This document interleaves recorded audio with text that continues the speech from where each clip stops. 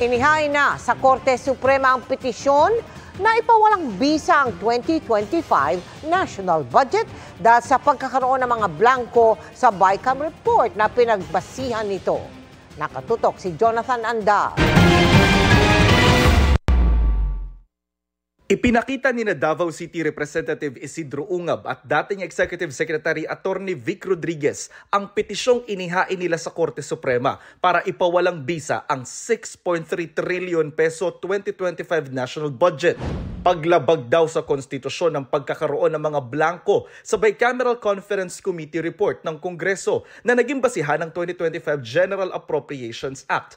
Ang pinasasagot sa petisyon sina House Speaker Martin Romualdez, Senate President Cheese Escudero at Executive Secretary Lucas Bersamin. We welcome any petitions to question any law that Congress passes at para sa akin oportunidad yan para makilahok din sa proseso ng budget.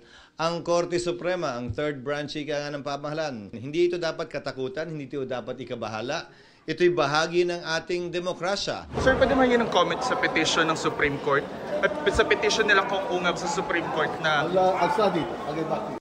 Sabi naman ni Bersamin, hindi pa raw nasisilbi sa kanya ang petisyon kaya hindi niya pa nakikita ang laman nito. Kanina nakita ng GMA Integrated News ang kopya ng BICAM report ng 2025 budget mula sa Legislative Library, Archives and Museum ng Kamara. Dito makikitang may mga blanko nga sa dokumento. Kahapon, inamin ni House Appropriations Chairman Representative Stella Kimbo na may mga blanko nga silang items sa BICAM report pero hindi raw nito maapektuhan ang validity ng budget dahil napag-usapan na ang pondo para sa mga ito. Binanggit din sa Supreme Court petition ni Ungab at Rodriguez na labag umano sa saligang batas ang pagdadagdag ng Kamara at Senado sa kani-kanilang budget na lagpas sa ipinanukala ng Pangulo. Pinagmukha lamang daw na edukasyon ng may pinakamalaking budget allocation dahil isinama dito ang ilang institusyong nasa ilalim ng Defense at Interior and Local Government Department. At labag din daw sa konstitusyon ng pagtanggal sa pondo ng PhilHealth.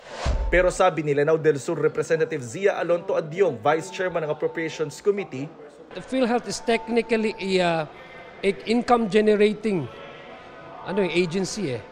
So it's a wrong nomenclature to say na ito ay budget binibigay annually. It's a subsidy of the government. Para sa GMA Integrated News, Jonathan Andal, nakatutok 24 oras.